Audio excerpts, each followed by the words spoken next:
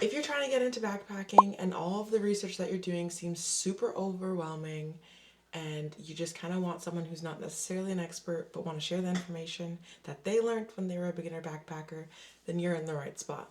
My name is Kayleafy, but you can call me Callie, and I'm going to just be sharing all the tips and tricks that I wish I knew as a beginner backpacker. Let's talk about it. What necessarily is backpacking? What is the difference between backpacking and front country camping? What are those words? When I say front country camping, some people don't even know what that means because front country camping is regular camping. Okay, so backpacking is essentially having all your gear on your back and hiking to your campsite. So the difference between that and front country camping would be that front country, you drive your car to your site, you set it up there, and then you have all your stuff in the car, you know? If you're in Ontario like myself, front country camping and a very popular front country camping spot is Algonquin, but you can also backpack at Algonquin.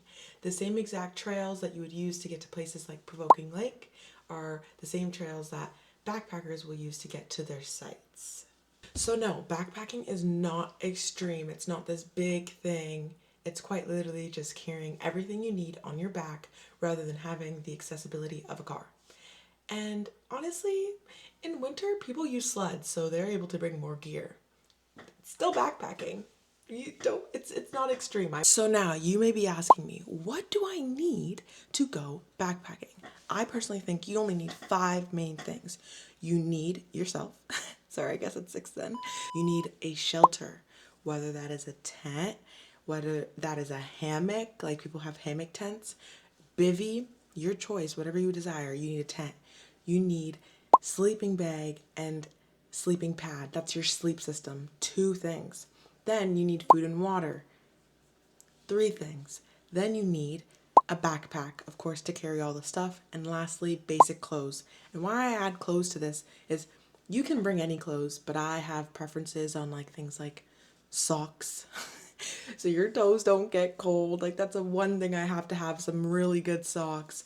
But other than that, you only need 5 things, and they don't have to be the most expensive thing. You can quite literally thrift things. You can get things secondhand from Facebook Marketplace. When I first started out, and even when I went on this trip to Banff, I had all second used items, all loved previously from a different owner. Okay? We got to remember that too. I would also like to make it very clear that I am not an ultralight backpacker, so if you were looking for an ultralight backpacking situation, you're not in the right spot. I would bring 20 pounds of food over bringing a sleeping bag any day. So this is the backpack that I currently have. It is the Osprey Viva 65. I did have a Mystery Ranch 50-liter backpack before, but honestly, it was too small for me. I eat a lot. I like to eat when I'm camping, so I just needed the extra space for that. This pack does come with a rain fly, which I feel like is super important to me and is important to you. This is a pricier backpack, but once again, you can find these secondhand on Facebook Marketplace. The only reason I bought it new is because I tried out already my secondhand gear and knew that I enjoyed backpacking, so I invested into another one. Getting where I'm going at here? Next, we're gonna have our sleep system. So I said that was your sleeping bag and your sleeping pad. I am currently using the Thermarest Neo Air. This is an all-season sleeping pad, and I bought this secondhand from a lovely lady, actually in Oakville. She gave it to me for a really good price, and I've bought it on all my backpacking trips. But I do have a low-end sleeping pad that I do use also equally as often, which is the Ecotech sleeping bag. This is from Amazon. Love them both. And if I don't need to be warm at night, probably bringing this. It's slightly smaller. Then for my sleeping bag, I did also upgrade last year. I upgraded to the Marmot you guys can read that. The reason I got this bag was actually for Banff because I needed a warmer bag for colder weather because it was cold, rainy, snowing when we were in Banff. It is also a long backpack. As you can see, I am very tall, so honestly, the normal sizes fit me, but I think the long, I just like the extra space. I get a little claustrophobic. Before this, I was using a 1990 sleeping bag from like the Therma company. I feel like if you know camping gear, you know what I'm talking about. Worked equally as good. I didn't really need to upgrade. Well, no, I did. That's a lie. But I was still fine with all the other gear, and I still have it. What is the brand actually called? Oh no, Thinsulate is the brand. Thinsulate. This is a really old school brand, and I have luckily I was able to get a lot of old gear secondhand, and this stuff still works. I use this as my summer bag. I don't have to bring my winter camping bag out when I have this guy. Sleeping bag's a sleeping bag. And then not on the list, but obviously this is, you don't have to have it. I literally have friends who still use a sweater as a pillow, but people do use camping pillows. They come in all types of different sizes. This is the mech one. It is kind of pricey, but you can go online and you can get the Trekology ones from Amazon. They're like $10, but they don't last. I will tell you that. This is my one man. This is the Alps Mountaineering Lynx 1. Yeah, Lynx 1 mountaineering tent. It's just a one man. I obviously don't bring it if I'm going with someone else because I need more space, right? Then, just a suggestion, and what people need to remember is that you want to kind of go one person more for the people that you're doing. So if you have 2 people going, try to go for a 3-man tent. If you have 4 people going, try to go for a 5 or 6. Obviously, with backpacking, it gets tricky and they get more expensive the bigger they get. So it's kind of easier sometimes for everyone to have their own 1-man or for everyone to have a 2-man. This is the Trail Light 2, so this is a 2-man, but this is a spacey 2-man tent. This is from North Face. I honestly really do enjoy it. I brought this one to Banff as well, so me and my friend slept in it, but the vestibules have space, so it feels roomier, and I can sit up in it, which most tents I can't. I'm a tall individual. Okay. You do need your food and water. Food and water comes in many different forms and ways. Currently, I dehydrate my own food, and you can also get, the mainstream stuff like Backpacker's Pantry, or you can even bring things like ramen. It doesn't have to be difficult. You can if you wanted to carry the weight, once again, I'm not an ultralight backpacker. If you wanted to carry the weight and you wanted to bring cans of soup, well, I guess that's hard to open, but cans of soup, you could. Free will. I'm not the one to stop you.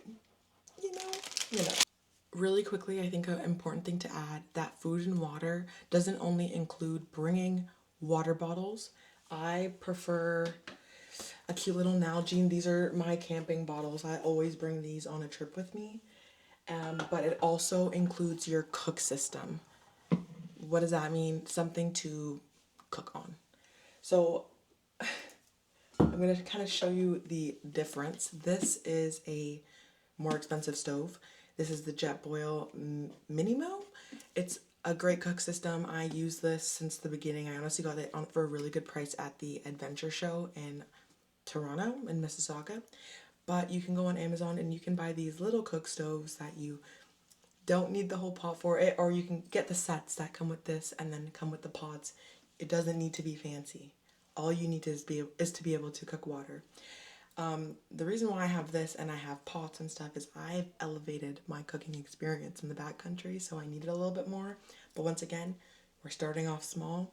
We're not bringing too much, especially as a beginner. When I was a beginner, I quite literally only had things that I needed to boil water for. So the backpacking meals and ramen, I ate that for like 3 days because I didn't know what to do. But now I'm chefing up shrimp and rice and all these different things.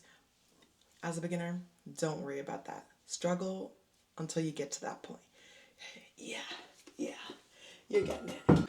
One of our next steps for doing a solid beginner backpacking trip is finding a place where not only the trail is not extremely hard, but easy to navigate, easy to walk, will make you love backpacking, will make you not want to quit backpacking mid-hike. You know what I mean? So one thing that I always recommend for all of my Ontario folk is Frontenac Provincial Park. There is 11 trails. Obviously, the further you go, the longer it is. But there is a parking lot here, and there's as little as a 2-kilometer hike to a backpacking site. If we remember back to what hiking is, or what backpacking is. It's carrying stuff on your back and hiking to your site. Doesn't have to be 10 kilometers, doesn't have to be a through hike, 143 kilometers. It literally is just hiking to your site. Okay? Remember that. I love Frontenac Provincial Park. It was my very first backpacking park, so it will have like the most special place in my heart.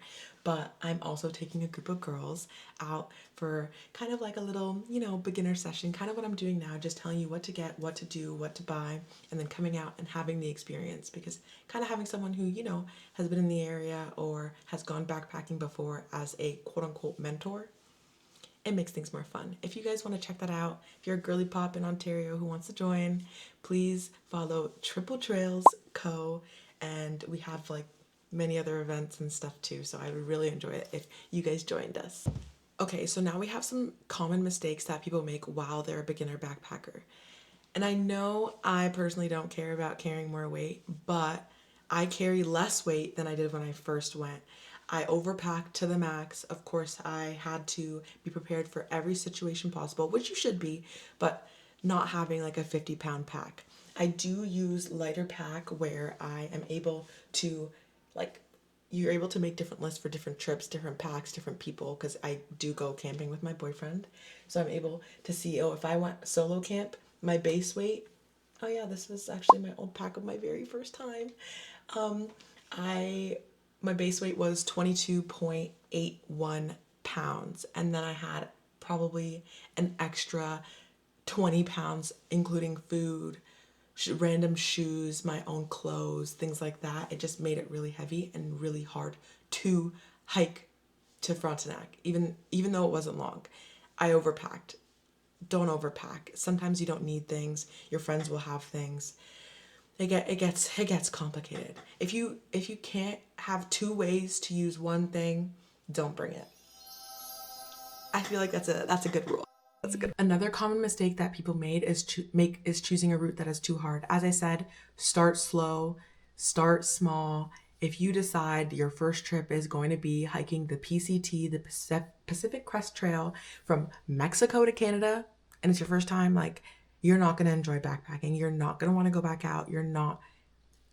I mean, you know what? Maybe you will, but through statistics, through history, most people don't enjoy their time if they don't have fun doing it. So I'm a big believer on, like, start small, then do big things later. Okay. Another thing that I really wanted to emphasize in this video is people who are focusing on gear. I feel like I kind of found myself in that loophole where I felt like I needed to buy the cool gear, the stuff that's trending, and realistically, the cool gear and the stuff that's trending has helped me out less than the raggedy old thing that I found at the thrift store. So, or even things that I like more, like the clothes that I find at the thrift store, or things that I wear more often than something that I bought new. I think we need to realize some of these things while we are getting into a new sport, because backpacking is expensive, camping is expensive, and then camping also luxurily is expensive. We're not trying to make things expensive. We're trying to be able to get out there and make it as inclusive as possible, not have to buy all the best gear, because sometimes the best gear is not the best thing. Yeah. Lastly, for some common mistakes that I think a lot of beginner backpackers make is not eating enough food. I think you need to bring nutritious items and items that will not only fill you up, but keep you fueled, because you got to hike back out. I feel like sometimes I bring more candy than I bring food. That's a problem. It gives me that morale that I needed. So yeah, make sure you guys plan out your meals and balance your meals and your calories and all that stuff before you go camping, because you do lose a lot of calories while you're camping. So, or hiking, I should say. Even with all the challenges that I've been through, backpacking has been one of the most rewarding experiences that I've ever done. I am so loud and proud about being an avid backpacker now, and I recommend it to absolutely everyone who has never gotten outside. So if you're super hesitant on starting to backpack, take me as your sign that you need to get out there. You need to try new things. You need to try hard things. It's time. It's summer now. It's time to go. If you want more realistic, more honest, backpacking friendly advice from someone who does a lot of research, Let me know, comment down below. And of course, if you have any questions for your own trips that you've planned or help planning trips, leave that down below, or you can contact me on Instagram. See you in the next one.